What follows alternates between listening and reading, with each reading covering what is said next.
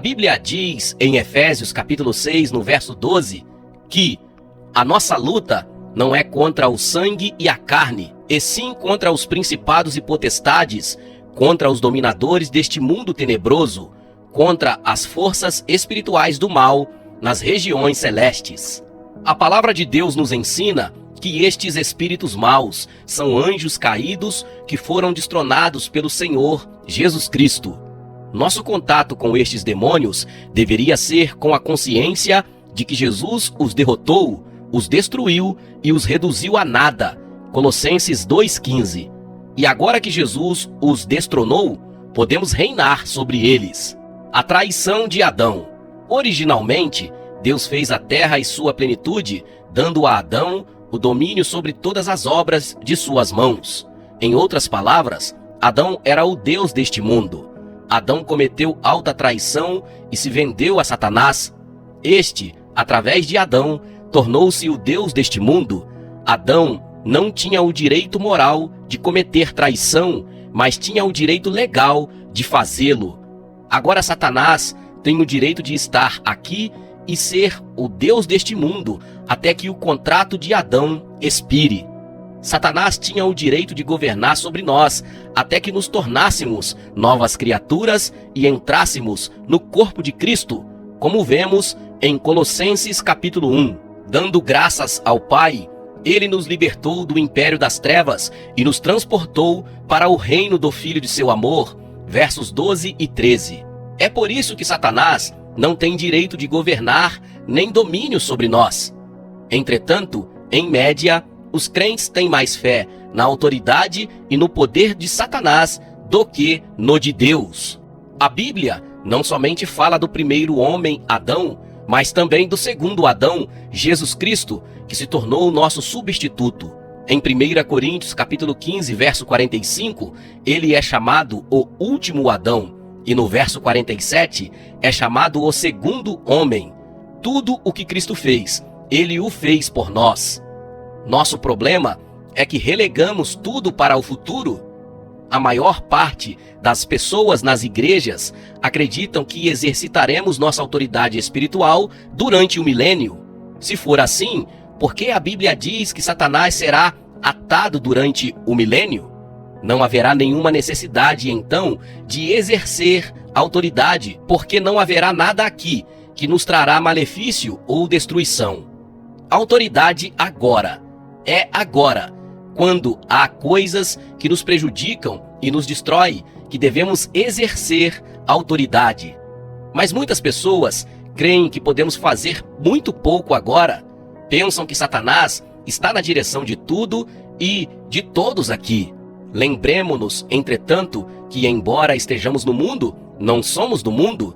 Satanás está dirigindo muito do que há aqui na terra, mas não está nos dirigindo, não está dirigindo a igreja, não tem domínio sobre nós. Podemos dominá-lo, temos autoridade sobre ele. Jesus disse: eis aí, vos dei autoridade para pisardes serpentes e escorpiões e sobre todo o poder do inimigo, e nada, absolutamente vos causará dano. Lucas capítulo 10, verso 19. Será que a igreja deste século tem menos autoridade que tinha logo após a morte, o sepultamento, a ressurreição, a ascensão e o assentar de Jesus à destra do Pai? Se a igreja tivesse menos autoridade hoje, teria sido melhor que Jesus não tivesse morrido. Mas não, graças a Deus temos autoridade. Precisamos implantar essas verdades em nossas vidas, nelas meditando e delas nos alimentando até que se tornem parte de nossa consciência. Falando de coisas naturais, comemos certos alimentos todos os dias, porque os médicos nos dizem que precisamos de certas vitaminas, minerais e outras coisas mais, para a formação de corpos fortes. Por outro lado, há minerais e vitaminas espirituais, que precisamos tomar todos os dias também, para sermos crentes saudáveis. Jesus disse em Mateus capítulo 28, verso 18: toda autoridade me foi dada no céu e na terra. Toda e qualquer autoridade que possa ser exercida sobre a terra tem de ser feita através da igreja, Porque Cristo não está aqui em pessoa, no seu corpo físico. Somos o corpo de Cristo, embora lhe peçamos em oração. Agora, Senhor, faça isso e aquilo, deixando tudo consigo, ele nos conferiu sua autoridade sobre a terra, ao seu corpo, a igreja. Assim, muitos problemas existem porque o permitimos. Não estamos tomando nenhuma atitude em relação a eles. Antes deixamos para outras pessoas, incluindo a Deus, o fazer alguma coisa. Isso ficou claro para mim anos atrás, quando estudava sobre o assunto. Minha mente não a entendia bem, mas eu a compreendia em meu espírito. Comecei a entender a autoridade que temos. Enquanto orava pela salvação de meu irmão mais velho, ouvi o Senhor me desafiando em meu espírito. Ele disse: faça você mesmo alguma coisa com relação a isso. Vinha orando pela salvação de meu irmão havia anos. Ele era o que costumávamos chamar de a ovelha negra da família. Apesar de minhas orações, parecia que estava piorando ao invés de melhorar. Sempre orava: Deus, salva-o. Tinha até mesmo jejuado. Estava propenso a voltar ao meu habitual modo de orar, mas depois que o Senhor me desafiou a fazer alguma coisa a respeito, depois de me ter dito que eu tinha autoridade, eu disse: em nome de Jesus, desfaço o poder do diabo na vida de meu irmão e clamo por sua salvação. Ordenei. Não fiquei repetindo a mesma coisa ou orando e orando. Quando um rei dá uma ordem, ele sabe que vai ser cumprida. O diabo tentou me dizer que meu irmão nunca seria salvo, mas fechei minha mente e comecei a rir. Disse: Satanás, não penso que ele será salvo. Eu sei que será. Desfiz seu poder sobre ele, tomando o nome de Jesus, e clamei por sua libertação e salvação. Segui meu caminho assobiando. Decorrido 10 dias, meu irmão foi salvo. A palavra funciona. Como lidar com o diabo? Enquanto Satanás puder manter você na incredulidade ou segurar você na arena da razão, ele o chicoteará em cada detalhe. Mas se você o prender na arena da fé e do Espírito, você o chicoteará todas as vezes. Ele não discutirá com você sobre o nome de Jesus, ele tem medo desse nome. Descobri que o modo mais eficaz de se orar é aquele pelo qual você requer os seus direitos. É assim que eu oro. Exijo meus direitos. Pedro, na Porta Formosa, não orou pelo aleijado. Ele ordenou que ele fosse curado. Atos 3:6. Você não está exigindo de Deus. Quando cobra seus direitos, está fazendo-o ao diabo. Jesus disse essa afirmação em João 14. E tudo quanto pedirdes em meu nome, isso farei. Se me pedirdes alguma coisa em meu nome, eu o farei. Os versos 13 e 14. Aqui, ele não está se referindo à oração.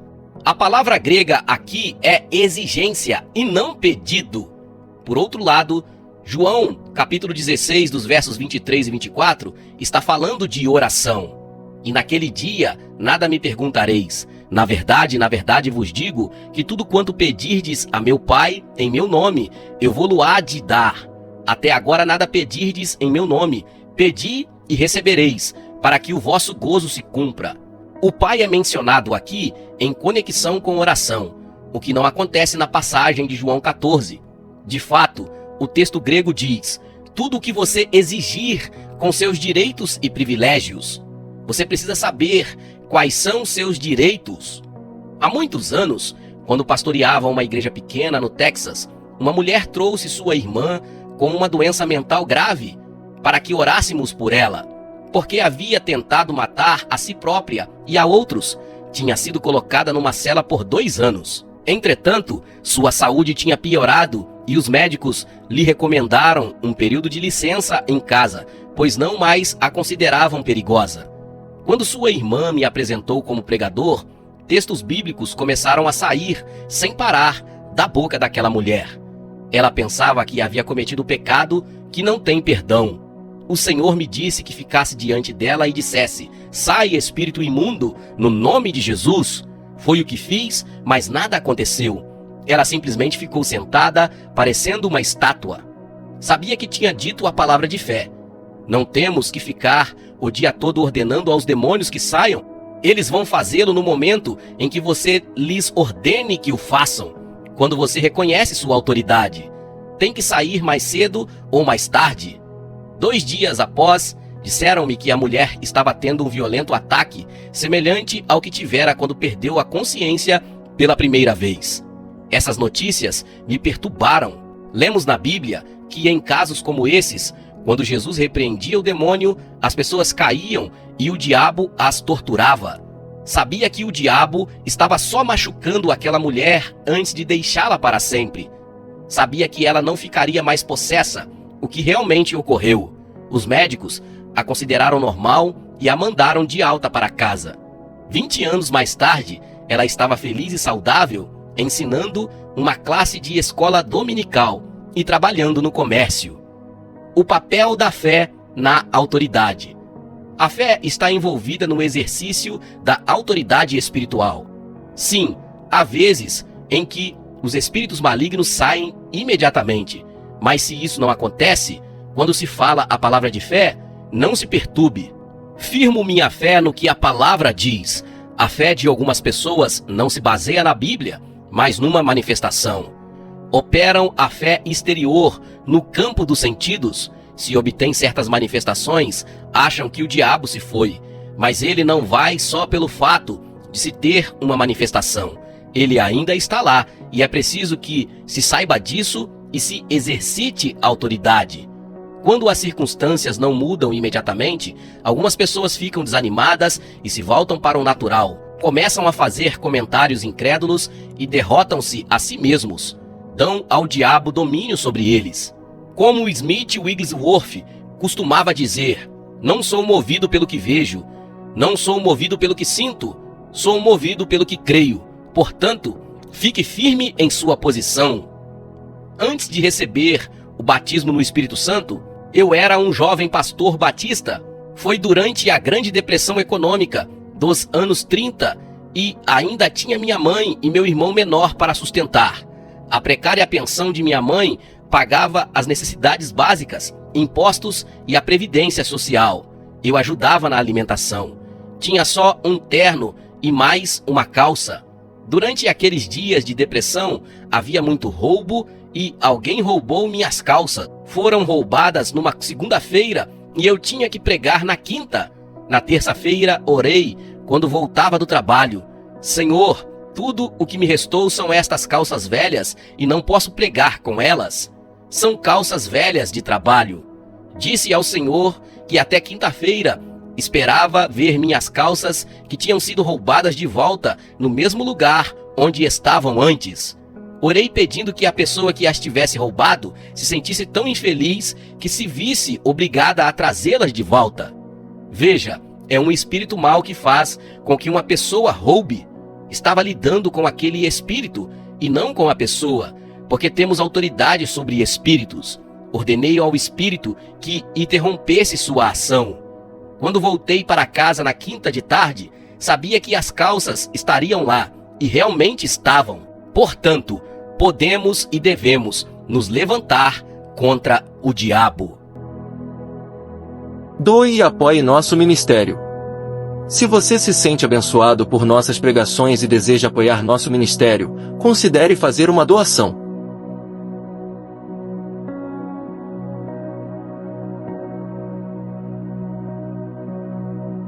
Inscreva-se e ative as notificações para não perder nosso conteúdo.